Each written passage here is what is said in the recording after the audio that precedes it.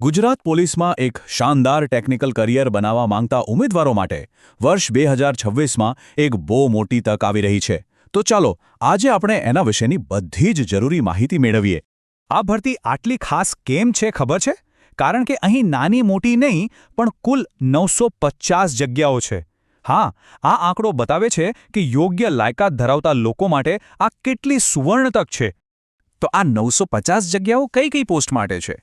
એમાં police sub inspector, જેમાં wireless અને મોટર ટ્રાન્સપોર્ટ બંનેનો સમાવેશ થાય છે, સાથે જ ટેકનિકલ ઓપરેટર અને હેડ કોન્સ્ટેબલ ડ્રાઈવર મિકેનિક જેવી ખૂબ જ મહત્વની ટેકનિકલ ભૂમિકાઓ છે.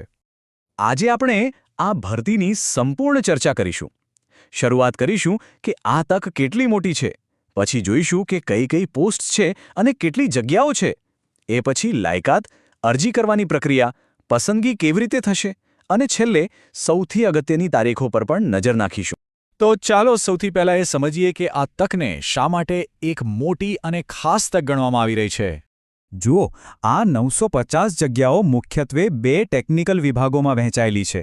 વાયરલેસ વિભાગમાં સૌથી વધુ એટલે કે 870 જેટલી જગ્યાઓ છે, જ્યારે મોટર ટ્રાન્સપોર્ટ વિભાગમાં 80 જગ્યાઓ છે. આ સ્પષ્ટપણે બતાવે છે કે પોલીસ દળને આધુનિક બનાવવા માટે ટેકનિકલ નિષ્ણાતોની કેટલી મોટી જરૂર છે. હવે જરા વધુ ઊંડાણમાં ઉતરીએ અને જોઈએ કે આ બંને વિભાગોમાં કઈ પોસ્ટ માટે કેટલી જગ્યાઓ ફાળવવામાં આવી છે, જેથી ઉમેદવારો પોતાની લાયકાત મુજબ યોગ્ય રીતે વિચારી શકે.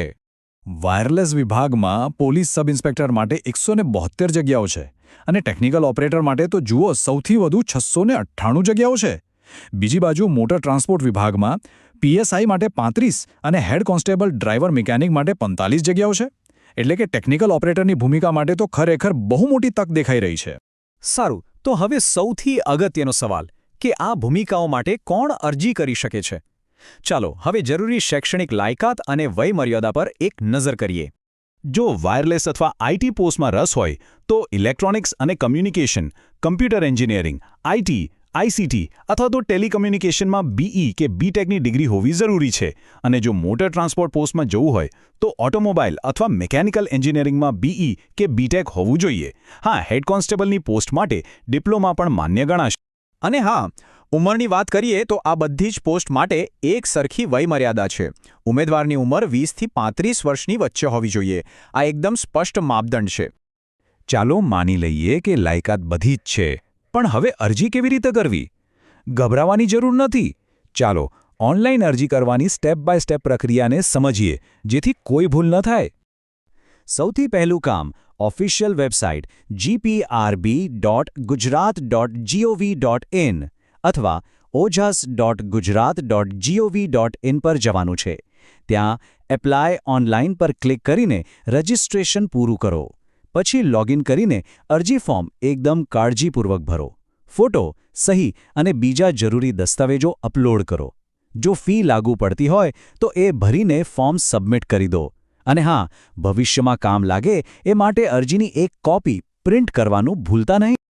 અરજી કરવા બેસો એ પહેલાં આટલી વસ્તુઓ હાથવગી રાખવી: એકદમ નવો પાસપોર્ટ સાઇઝ ફોટો, સહી, શૈક્ષણિક લાયકાતના બધા પ્રમાણપત્રો, જો લાગુ પડતું હોય તો જાતિ કે કેટેગરીનું પ્રમાણપત્ર અને કોઈ એક આઈડી પ્રૂફ.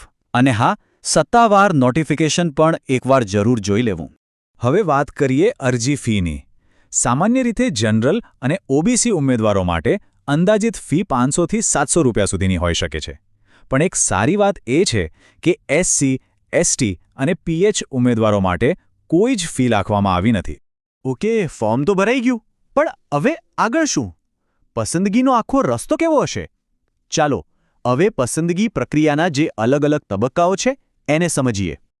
આખી પસંદગી પ્રક્રિયાના મુખ્ય 5 પડાવ છે. સૌથી પહેલાં એક લેખિત પરીક્ષા હશે, જે ઓબ્જેક્ટિવ એટલે કે એમસીક્યુ પ્રકારની હશે.